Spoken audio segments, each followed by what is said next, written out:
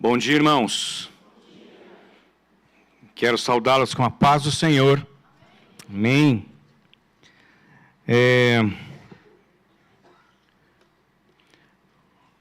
A palavra de hoje vai ser um pouco longa. Só um pouco.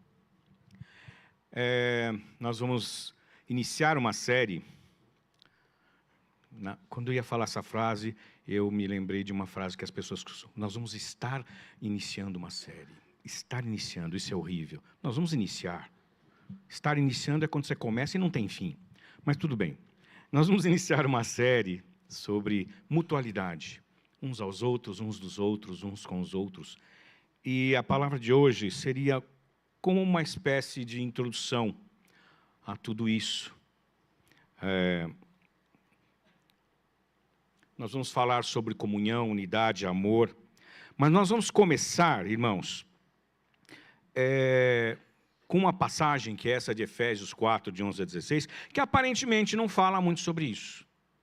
Mas ela é a base para o que virá depois, né? A Bíblia, a palavra, especialmente no Novo Testamento, enfatiza muito a necessidade de nós estarmos com outras pessoas, de não estarmos sozinhos, o lobo solitário, o crente sozinho. Então, vamos abrir nessa palavra. Não vai estar, a passagem não vai estar aí na tela. Então, ou usa seu celular, ou você sabe de cor. Ótimo, né? Melhor ainda. Efésios, capítulo 4, versículos de 11 até 16. Essa passagem está num contexto de ministérios, que Paulo enfatiza que todo crente tem que ter um ministério, um serviço, né? E no versículo 11, e ele mesmo concedeu, esse ele é uma pessoa da Trindade. O Senhor, o Espírito Santo, Jesus, ele mesmo concedeu uns para apóstolos, outros para profetas, outros para evangelistas e outros para pastores e mestres, com vistas ao aperfeiçoamento dos santos, para o desempenho do seu serviço, para a edificação do corpo de Cristo, até que todos cheguemos à unidade da fé e do pleno conhecimento do Filho de Deus, ao estado de pessoa madura, à medida da estatura da plenitude de Cristo, para que não mais sejamos como crianças, arrastados pelas ondas e levados de um lado para outro por qualquer vento de doutrina, pela artimanha das pessoas, pela astúcia com que induzem ao erro, mas seguindo a verdade em amor, cresçamos em tudo naquele que é a cabeça, Cristo, de quem todo o corpo bem ajustado e consolidado, pelo auxílio de todas as juntas, segundo a justa cooperação de cada parte, efetua o seu próprio crescimento para a edificação de si mesmo em amor. Vamos entender um pouquinho o que Paulo está dizendo aqui. Na verdade, essa passagem, ela permite que a gente fale sobre muitos assuntos. Mas algumas coisas me chamam a atenção aqui. Por que nós temos que nos reunir numa igreja? Por que a gente tem que estar junto? São dois pensamentos básicos que Paulo coloca aqui. Primeiro, preparar os crentes para desempenhar o ministério. O outro motivo é edificar os crentes espiritualmente. Então, vocês percebem que não é possível ser um cristão sem estar congregado numa igreja. Não tem como. Como é que você vai desempenhar seu ministério se você não está junto com o povo de Deus? Como é que você vai ser edificado espiritualmente se você não está junto? Mas Paulo deixa claro quais são os objetivos desses dois motivos para a gente se reunir na igreja. 3 motivos. 3 objetivos. Obter a unidade da fé e do conhecimento de Cristo. Quando a gente está sozinho, cada um pensa pela sua cabeça. Como é que vamos ter unidade na fé? Como é que vamos conhecer sobre Jesus se não estamos juntos em unidade? O segundo objetivo, chegar à maturidade em Cristo. O objetivo é sermos maduros, a gente não ficar caramba, eu ouvi uma coisa hoje, eu estava vendo um vídeo do YouTube e alguma coisa balançou, eu já não acredito mais desse jeito ou de outro jeito. Isso é imaturidade. E o terceiro objetivo, alcançar o nível de Cristo. Talvez alguém vá dizer, não, mas isso daí, Edson, você está falando algo que não será possível ter neste mundo. Bom, Paulo diz exatamente isso, para que a gente chegue à estatura de Cristo. Não ser sem pecado como ele, porque nós já somos pecadores por natureza. Não tem como. Né? Então, assim, mas para que tudo isso? Deus quer que tudo isso, gente, transborde para outras pessoas. Porque é dessa maneira que o Senhor é honrado. Deus não quer que a gente fique no nosso cantinho isolado, né? Naquela zona de conforto, está quentinho aqui. Nós temos que mostrar ao mundo 3 coisas. Primeiro, temos que mostrar que somos discípulos de Cristo. Eu não vou abrir essas passagens, então ou você anota aí, ou depois você volta no vídeo para você ler. São muitas passagens. Por isso que eu falei, isso é quase um estudo bíblico. Temos que mostrar ao mundo também que temos uma unidade verdadeira. Não simplesmente um ajuntamento de pessoas. Ah, mas é impossível ter unidade. O que é essa unidade aí? Tudo pensar igualzinho? Não. Não somos marionetes, afinal de contas. E mostrar para o mundo também como é que é a vida comunitária. Essa passagem que está aí, de Atos 2, de 42 até 48, é uma passagem muito conhecida, já li para vocês algumas vezes, vocês já ouviram. É como viviam os convertidos lá. Vamos abrir essa então. Vamos lá. Atos, capítulo 2, a partir do versículo 42. E perseveravam na doutrina dos apóstolos e na comunhão, no partir do pão e nas orações. Primeira coisa que a gente vê aqui, estavam juntos. Em cada alma havia temor, e muitos prodígios e sinais eram feitos por meio dos apóstolos. Todos os que criam estavam juntos e tinham tudo em comum. Vendiam as suas propriedades e bens, distribuindo o produto entre todos à medida que alguém tinha necessidade. Eu falei numa outra pregação que ninguém era obrigado a fazer isso, a vender suas propriedades e distribuir para a comunidade. Ninguém era obrigado. Não existia uma regra, uma lei que dissesse que isso tinha que ser feito.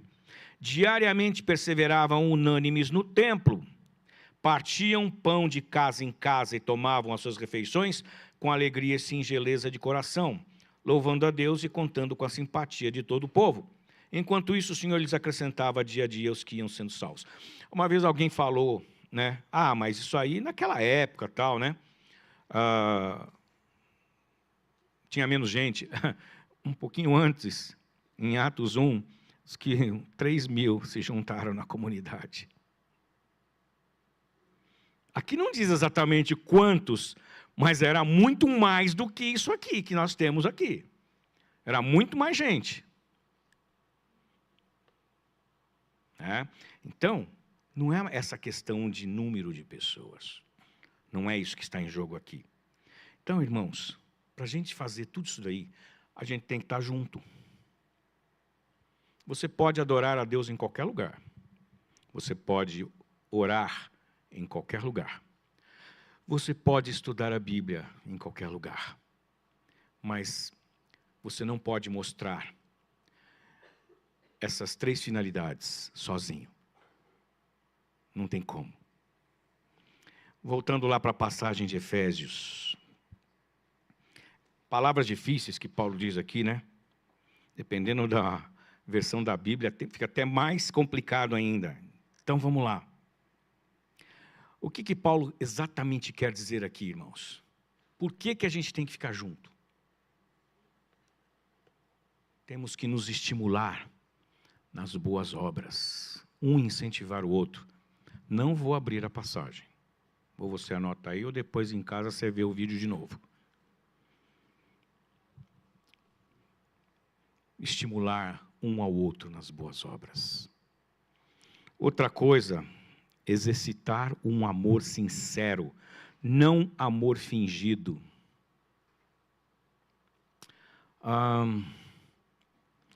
É um desafio. É um desafio porque nós temos máscaras. Nós, muitas vezes, ou talvez em quase todo o tempo, não mostramos exatamente o que pensamos, o que sentimos para as pessoas. Às vezes a gente mostra para um ou outro falando mal de alguém. Isso a gente faz. Mas isso é um desafio. Mas é um exercício que nós temos que fazer. O exercício do amor sincero. Se a gente não está junto, não tem como. Exercitar o perdão. Somos falhos, irmãos. Todo mundo reconhece que é falho. Todo mundo. Não, lógico. Mas aí eu pergunto para você. Pensa aí, já que você é falho, 3 falhas que você tem. Não precisa falar exatamente, pensa. Vamos ver se você se lembra. 3 falhas, só. Não, eu falho muito, tá? 3. Você consegue se lembrar de 3 falhas? Que bom que alguns conseguem. Porque muitas vezes a gente fala, eu sou falho.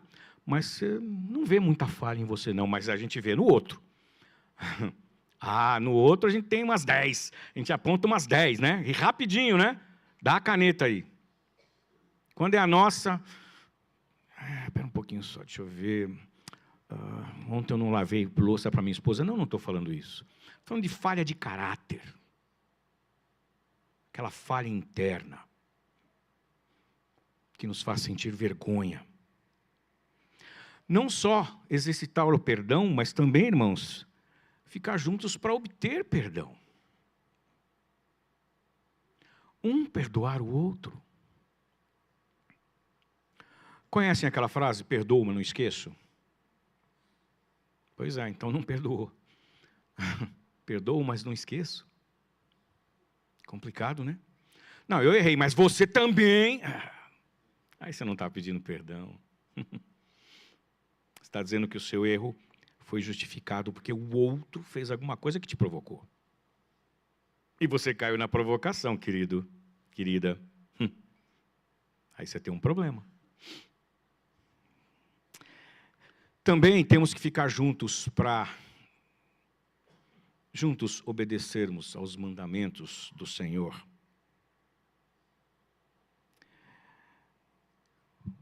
Não deixar outros passando necessidade. Há um versículo que fala assim, que a gente precisa ter cuidado com todas as pessoas, mas especialmente aos da família da fé. Você pode se lembrar de alguém nesta comunidade, nesta igreja, que esteja passando por alguma necessidade. Pode ser uma necessidade física, pode ser uma necessidade financeira, pode ser uma necessidade espiritual, emocional. Você pode se lembrar de alguém ou de pessoas que estejam passando, ou ninguém tem necessidade nenhuma aqui. A título de, só para a gente ter uma ideia, levanta a mão, você que tem alguma necessidade, qualquer que seja ela. Dê uma olhada, continua com a mão levantada, dá uma olhada, quantas pessoas têm alguma necessidade? Pode abaixar. Que bom que alguns não têm necessidade nenhuma. Pode ser. Então, esses têm que ajudar quem tem, né? Não tem nenhuma, então não precisa se preocupar tanto. Vamos nos preocupar com a necessidade do outro. E aí, decorrente disso, receber o amor dos outros, deixar que os outros manifestem amor por nós. Muitas vezes temos resistência a isso. Não preciso de nada, não. Temos resistência a deixar que outros supram as nossas necessidades.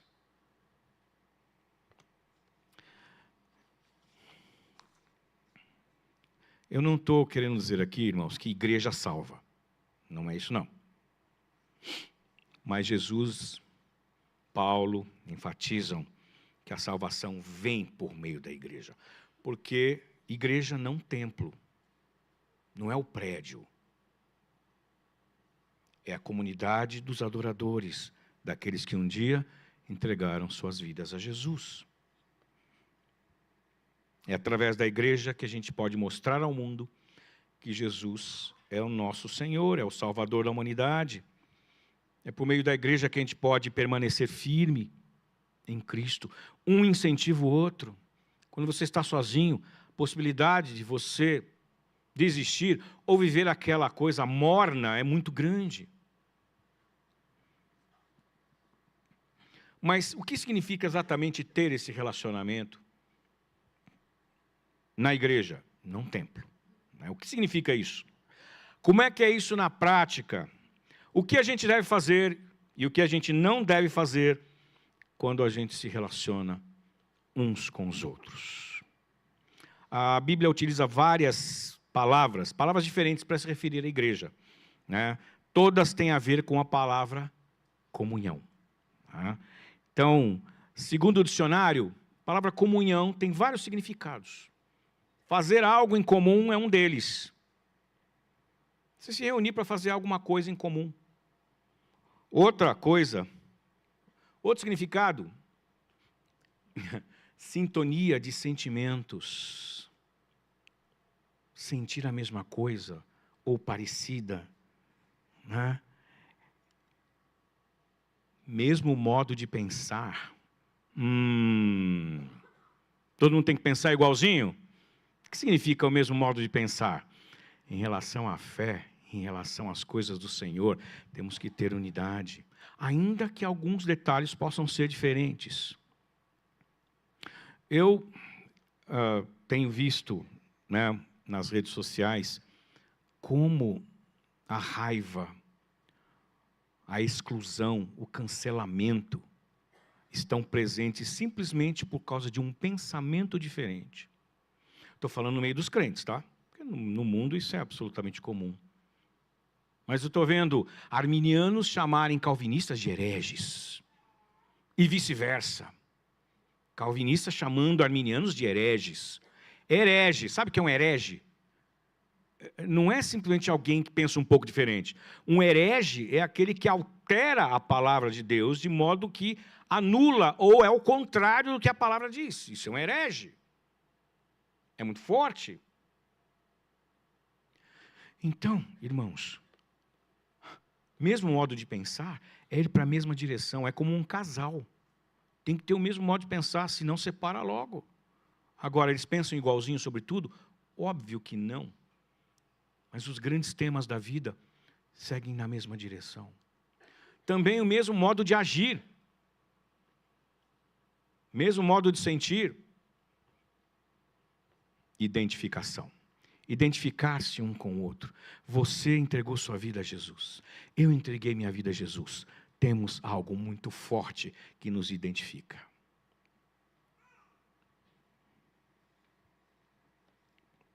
Aí é a essência, né, irmãos? Mas assim, das palavras que a Bíblia utiliza para se referir à comunhão, a mais forte é família. Em várias passagens, a Bíblia diz que a família, que a igreja é família de Deus. No Novo Testamento diz que é a noiva de Cristo. Uau! Família de Deus. Há várias passagens que falam sobre isso. E qual é a essência da família, irmãos? É relacionamento, né? Entre os membros da família. É a essência. Quando a família é bem estruturada, quando a família não é disfuncional, é o relacionamento.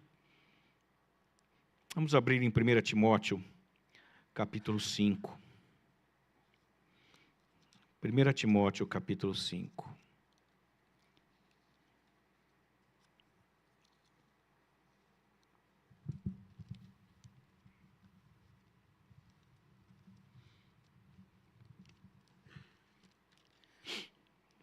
Timóteo, capítulo 5, versículos 1 e 2. Uma parte da família, como é que se deve tratar? Não repreenda um homem mais velho, algumas versões dizem idoso. Pelo contrário, exorte-o como você faria com seu pai. Trate os mais jovens como irmãos as mulheres mais velhas como mães, e as mais jovens como irmãs, com toda a pureza. Esse é um dos versículos que falam sobre como devemos tratar um ao outro, porque somos uma família. O salmista diz: como é bom e agradável viverem unidos os irmãos. Isso está em Salmo 133, versículo 1. Viver unido, irmãos, é viver em comunhão com os irmãos. Uma família possui 6 qualidades principais. Vamos dar uma olhada. Primeira, é comprometida com seus membros. A família se importa, tem um compromisso. Paulo diz, agora não lembro exatamente a referência, mas fala, alguém entre vocês está doente, faça oração. Está alegre, exulte com ele.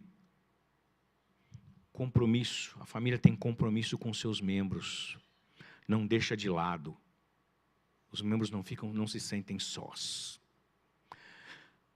Se em nosso meio tem gente que vem aqui e se sente só, é porque nós estamos falhando como família. Não estamos olhando para as pessoas, estamos olhando para os nossos amiguinhos e para o nosso umbigo. Outra qualidade, os membros gastam tempo juntos. Então precisa estar junto, né? Num mesmo lugar, né, gente? Online é legal, mas não promove isso aqui. Precisa estar junto. Precisa gastar tempo. Um com o outro. Claro, não precisa sempre gastar tempo com 200. 1, 2, mas tem que gastar tempo. A família é assim. Outra qualidade, os membros têm uma boa comunicação. A coisa não fica no ar, não fica um mal entendido. Eu ouvi uma coisa, acho que não entendi bem. Vamos conversar. Vamos saber o que aconteceu. Vamos colocar em pratos limpos. Vamos colocar os pingos nos is. Eu adoro essas expressões brasileiras. Coitado do Naoki que vai traduzir isso. Como é que é em japonês colocar os pingos nos is? Não tem, mas deve ter alguma expressão culturalmente equivalente. Sempre tem, né? Outra qualidade da família, irmãos. Os membros mostram apreciação. E aqui vem algo que os japoneses têm muita dificuldade de fazer, que é elogiar. Apreciar é elogiar. E os japoneses têm, e os descendentes também. Tem muita dificuldade. A crítica, ela vem rapidinho. Puxa! Mas o elogio, a apreciação, isso não vem. Muitos não fazem nem com os próprios filhos, nem com a esposa, nem com o marido. Infelizmente. Infelizmente. É um traço da cultura. Nós, que não somos Nikkeis, temos outros problemas que a cultura nos impõe. Claro, não é apontar dedo, não, né? Os descendentes japoneses têm defeito, os não descendentes não têm, não é isso. Claro que não.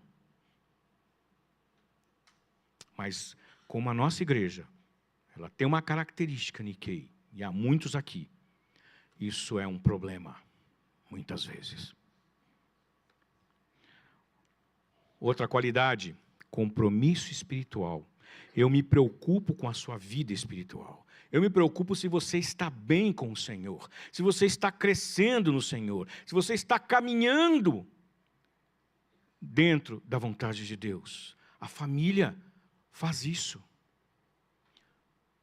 Claro, isso em grande medida é feito por meio da pregação, da escola dominical, mas também deve ser feita individualmente, um com o outro.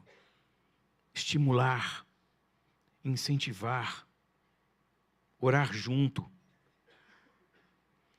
E por fim, a família é capaz de resolver os problemas quando as crises aparecem. A comunhão é uma das partes mais desafiadoras para a vida da igreja. Sabe por quê? Porque na igreja tem todo tipo de pessoa. Tem gente que não fala nada. Tem gente que fala demais. Tem gente que faz uns comentários fora de hora. Pois é, né? Nós sempre nos lembramos de alguém quando a gente fala isso.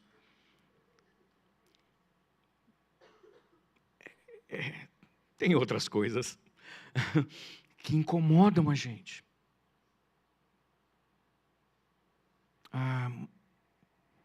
Diante dessas dificuldades, alguns concluem, é mais fácil servir a Deus sozinho. Eu concordo, muitas vezes parece sim, mas é o desafio de estar junto com alguém diferente de nós para exercitar o amor. Se a gente vai exercitar o amor para quem só nos agrada, você não está exercitando nada, filho. Cadê o desafio vencido? Tem. É fácil gostar de quem é agradável para nós. Não precisa fazer força nenhuma. Nenhuma. Aliás, não dá nem para chamar isso realmente de amor. Quantas vezes em relacionamentos, a coisa começa bem e tal, nossa, a pessoa é legal tal, mas aí um dia ela pisa na bola. Cai tudo, ou seja, não existia realmente um amor sincero, verdadeiro, desafiador, claro que não. Só um sentimentozinho. Estamos falando de amor cristão, não de um sentimento. É um amor que decide amar, que decide aceitar a pessoa como ela é. Isso é o amor cristão. Não é paixão. Sentimentos podem estar envolvidos, mas eles não são a base desse amor. É procurar aceitar a pessoa. Porque tem uma coisa que me desagrada profundamente naquela pessoa, mas deixa eu conhecer melhor. Conhecer mais características, aí eu posso descobrir uma característica tão boa que anula aquela desagradável. Ou às vezes até aquela desagradável, não é tão desagradável assim, até que o chulé não é tão fedido. Mas a gente não vai, a gente já breca antes. E a gente julga, rotula, coloca, né, uma etiqueta. Isso é o nosso natural, irmãos. Por isso que o amor cristão é um amor que você tem que decidir ter, decidir expressar, decidir exercitar, senão ele não acontece sozinho. Não existe isso. Então, irmãos, o desafio nosso da comunhão é esse, mas porque quando falamos em comunhão, falamos em unidade, falamos em união. Que tipo de unidade? Que tipo de união? União com Cristo, por meio do Espírito Santo. E é aí que vem o poder sobrenatural de Deus, que nos capacita a fazer aquilo que nós, pela nossa natureza, não conseguimos. Mas precisamos, primeiro, reconhecer que temos que fazer. Eu tenho que amar aquele irmão que tem uma atitude que me desagrada profundamente. Se você não decidir isso, o Espírito Santo não vai te pegar pela orelha, vem cá, ama esse cara aqui. Não vai fazer isso. O Espírito Santo, alguém falou, ele é um cavalheiro. Ele é gentil. Ao menor sinal de oposição, ele se afasta. Ok, faça do jeito que você quer, então. Então eu primeiro preciso decidir, eu quero ser transformado para amar aqueles que me desagradam. Aí o Espírito Santo vai poder fazer alguma coisa no seu coração. Vamos abrir Efésios, mas um pouquinho antes, no capítulo 4 ainda, mas de 1 até 6. Eu gosto muito dessa passagem. Efésios 4, de 1 a 6. Por isso eu, o prisioneiro no Senhor, peço que vocês vivam de maneira digna da vocação a que foram chamados, com toda a humildade e mansidão, com longanimidade, suportando uns aos outros em amor. Esse suportar aqui não é aturar, ok? É de dar suporte, é colocar o ombro embaixo. Apoia aqui, que eu te seguro, que eu te levo. Fazendo tudo para preservar a unidade do Espírito no vínculo da paz. Percebem? Isso é ativo. Não é você ficar sentado, bom, deve vir aí alguma coisa sobrenatural, vai me fazer, né, agir da maneira que eu devo agir. Não. Esforço nosso para preservar a unidade do Espírito. Há somente um corpo e um só Espírito, como também é uma só a esperança para a qual vocês foram chamados. Há um só Senhor, uma só fé, um só batismo, um só Deus e Pai de todos, o qual é sobre todos, age por meio de todos e está em todos.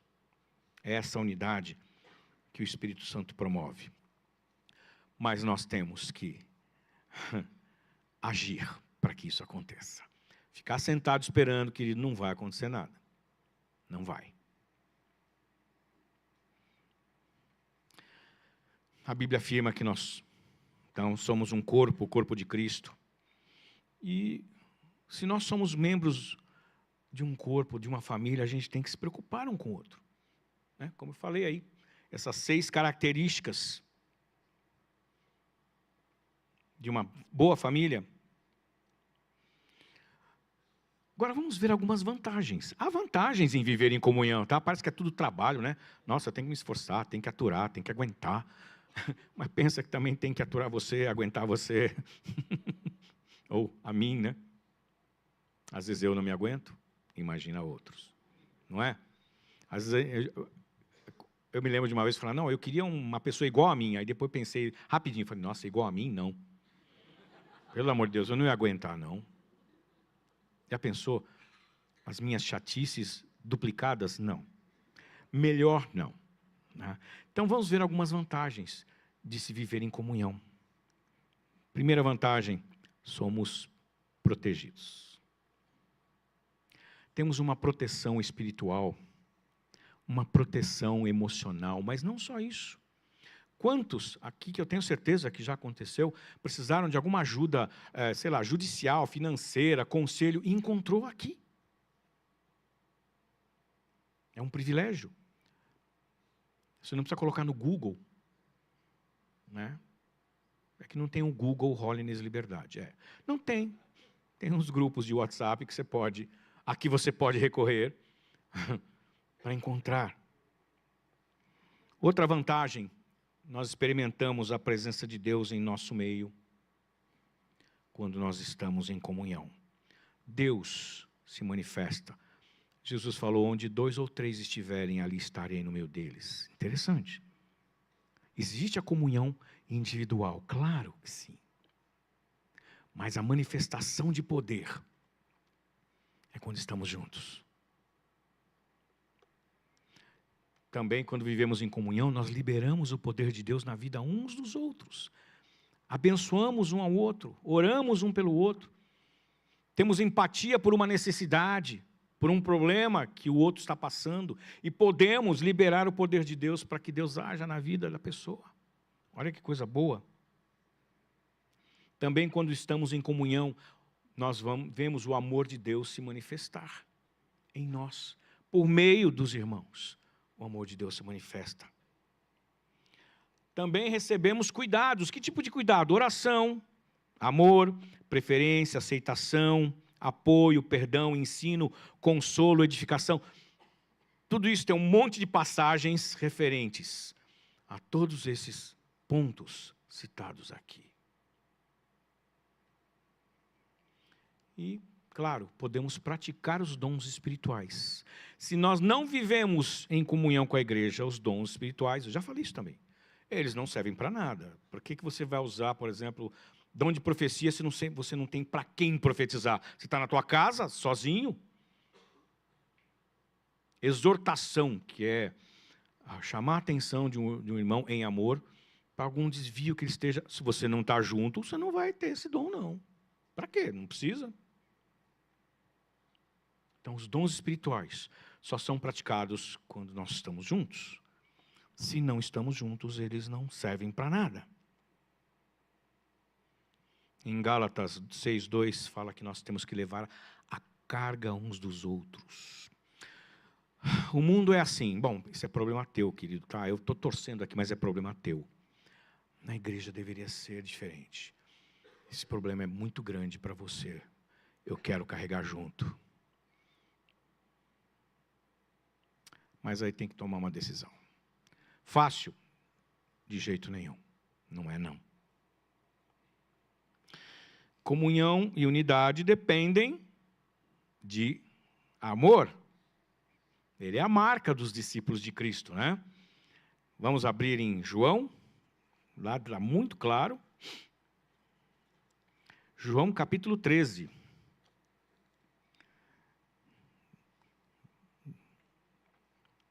Versículos 34 e 35. Muito conhecida a passagem. Eu lhes dou um novo mandamento, que vocês amem uns aos outros.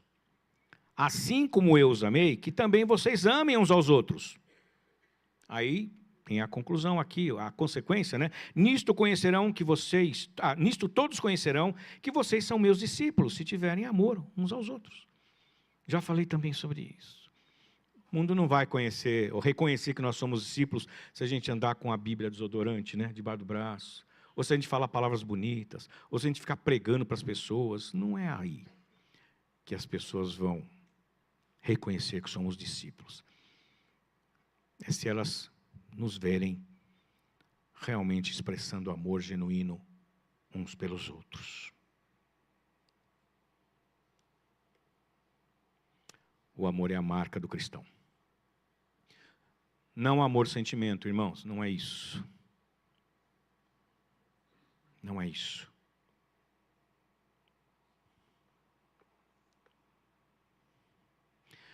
Quando Jesus fala que ele dá um novo mandamento, vamos pensar um pouquinho sobre isso. Novo por quê? Porque tinha um velho. A Bíblia, o Velho Testamento especialmente, ele fala de alguns níveis de amor. Nós podemos pensar em 3 níveis de amor. O primeiro é o olho por olho, dente por dente. Né? A lei do talião. Fez para mim, faço igual. O Velho Testamento coloca dessa maneira, assim. Né? O olho por olho, dente por dente. O que eu recebi, eu dou. Né? Seja bom, seja ruim. Então, era esse tipo de amor. O segundo nível de amor está no Velho Testamento. Amar o teu próximo como a ti mesmo. Os 2 mandamentos que, inclusive, Jesus pergunta, né, para um rabino lá, um mestre da lei, quais são os mandamentos. O primeiro, amar a Deus com toda a força, entendimento, alma, coração. E o segundo, amar o próximo como a ti mesmo. Então, se você não quer um mal para você, você não vai fazer esse mal para o outro. Se você quer um bem para você, você também vai fazer esse bem para o outro. Esse já é um nível. E eu fico me perguntando, será que nós, pelo menos nós praticamos esse nível de amar o próximo como eu amo a mim mesmo? Será? O outro eu tenho, o outro não tem, então por amor eu vou também fazer o outro ter? Qualquer que seja a necessidade. Eu me questiono se mesmo esse nível 2 a gente consegue fazer. Porque o nosso egoísmo é parte da nossa natureza pecaminosa. É eu primeiro. Lembra da história dos 2 bifes? Eu falo isso sempre, né? Um prato com 2 bifes, um grande e um pequeno. Por amor, você deixa o irmão escolher o primeiro, né? Ele vai escolher o grande, você vai ficar com o pequeno, né? Ou não, se ele vai expressar o amor, ele vai pegar o pequeno e vai deixar o grande para você. Não é isso? Aí tem o cínico. Ele põe o prato, põe os 2 bifes e já pega logo o grande. Aí o outro, peraí, mas que amor é esse? Ué, mas você não ia escolher o pequeno por amor? Então o grande ia ficar para mim de qualquer jeito. Nós não agimos assim? Porque Jesus, quando ele fala em novo mandamento, é amar como ele amou.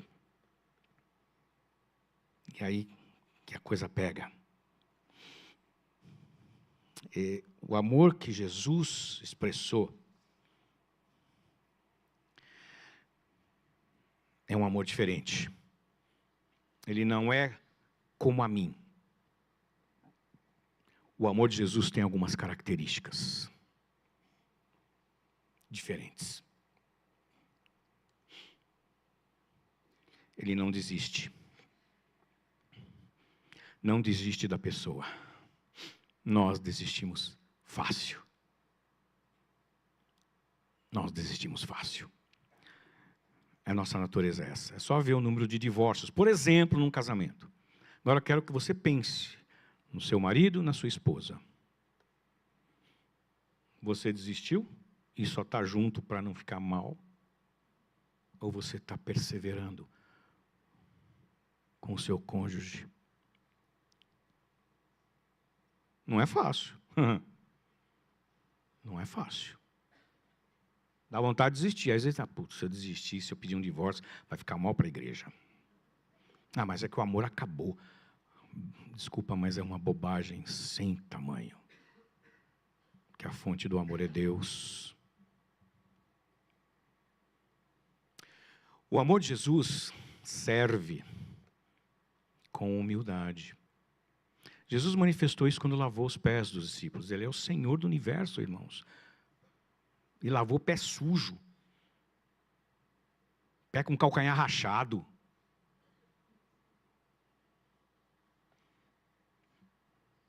Vamos falar dos cônjuges. Você serve o seu cônjuge?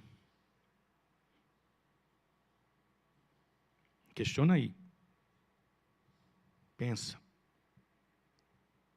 O amor de Jesus procura a santificação da pessoa amada. Nós procuramos isso? Vocês que são casados, você procura fazer com que o seu cônjuge seja santificado em Cristo? Ou você é o primeiro a botar o dedo e apontar os defeitos? Estou falando de coisas que nós, como humanos, nossa natureza. O amor de Cristo se sacrifica. Jesus morreu na cruz por nós. Não tinha nenhuma obrigação. Deus não tem nenhuma obrigação para conosco, gente. Ele sacrificou quando a gente não merecia. Quando a gente não merece. Nós merecemos inferno, irmãos. Mas Jesus, por amor, se sacrificou no nosso lugar. É esse tipo de amor que Jesus disse para os discípulos: novo mandamento eu dou para vocês. Amem um ao outro como eu amei vocês. É desse jeito que Jesus amou. É desse jeito que Jesus nos ama. Vamos começar na família. Você ama seus familiares dessa maneira? Seu cônjuge, seus filhos. Filhos, vocês amam seus pais dessa maneira? Agora vamos ver para a igreja. Se às vezes, muitas vezes, nem com o cônjuge ou com a nossa família nuclear a gente consegue isso, como é que a gente vai fazer com a igreja?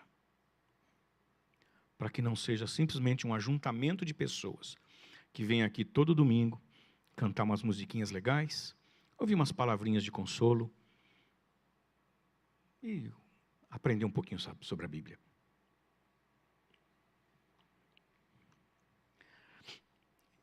João fala: amemos de fato e de verdade, não de palavras. Falar eu te amo é tão fácil. Em outra passagem fala: devemos amar ardentemente. Tem que arder. Amar ardentemente. Não é uma coisinha pequena. Não. É algo profundo. É um amor que dá o pão, que providencia a roupa, que dá abrigo, que visita, que cuida. É um amor que aprecia, que investe no outro sem esperar recompensa. Aliás, devemos amar aqueles que não podem nos recompensar. Aí sim, porque se a gente já sabe que vai receber algo em troca, então aí, já não é muito amor, não. Nos dar pelas pessoas, socorrer, animar, acolher, abençoar. É esse o amor de Jesus. É esse o amor de Jesus. Esse amor não discute quem é maior, não discute quem é mais importante. Esse amor não procura ser visto, reconhecido, promovido. É um amor que se entrega até mesmo para aquelas pessoas que são inconvenientes. É um desafio? É. Por isso que nós precisamos do poder do Espírito Santo, porque por nós mesmos não conseguimos. E aí, irmãos, como eu li para vocês, o resultado da prática do amor. Nisto, todos conhecerão que vocês são meus discípulos, se tiverem amor uns aos outros. Desafio muito grande. Mas não estamos sozinhos nessa empreitada, irmãos. Novamente, é o Espírito Santo que nos capacita. Mas para isso nós precisamos, não, eu estou disposto. Eu quero amar principalmente aquelas pessoas que me aborrecem. Mas tem que começar na sua casa. Tem que começar com o seu cônjuge, com seus filhos, com seus pais. Tem que começar aí. Tem gente que agrada mais, faz mais bem para as pessoas de fora do que para a família. Já ouvi muito isso. Pô, você é um cara tão legal para as pessoas de fora. Para a família, um chato. Isso não é incomum, irmãos. O amor é um argumento invencível, irmãos. Novamente, não amor, emoções. É o amor que silencia a voz dos críticos. Mas o que o mundo vê? Ele vê esse amor? Acho que nós nunca fomos tão criticados, os cristãos, como nos tempos atuais. Silenciados. Nunca fomos, na história, que eu me lembre. Mas é o amor, esse amor de Jesus, que destrói os argumentos daqueles que não acreditam em nada. É esse amor que produz respeito, que atrai a simpatia das pessoas, preparam as pessoas para que elas conheçam verdadeiramente Jesus. Se a gente quiser alcançar o mundo para Cristo, se a gente quer ver a igreja crescendo de maneira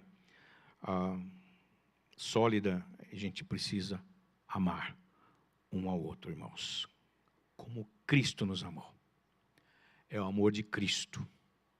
Não o que eu acho que é amor. Esse é o nosso desafio. Essa é a nossa missão. Amém? Vamos orar. Pai, obrigado pela Tua palavra. Obrigado pela Tua paciência conosco. Obrigado porque, por meio de Jesus, o Senhor nos amou de uma maneira incrível, que não podemos imaginar, que não temos como mensurar, Senhor. Pedimos que o Teu Espírito Santo nos ajude nessa missão, nesse desafio, a começar pela nossa casa, Senhor, no núcleo da nossa família, para que isso possa se estender para os irmãos também, Pai. Ainda de cabeça baixada, olhos fechados, eu quero que você pense e que você ore ao Senhor agora. Pensa na tua família, no seu cônjuge, seus filhos, nos seus pais. Peça ao Senhor que Ele te ajude, por meio do Espírito Santo, a expressar esse amor de Cristo por eles. Não espere que eles façam primeiro, faça você primeiro.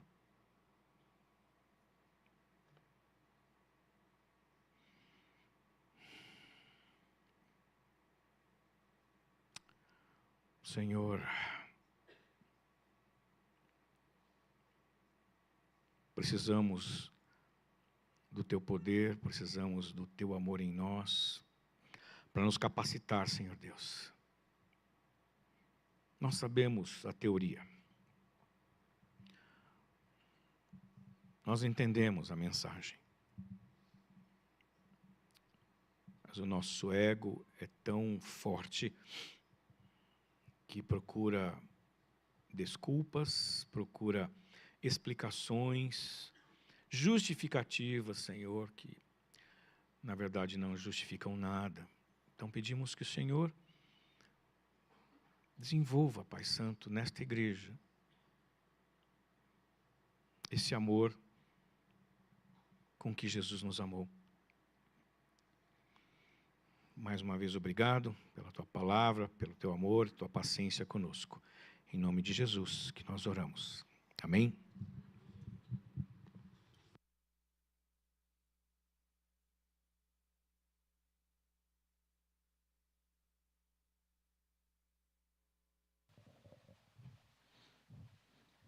Amém.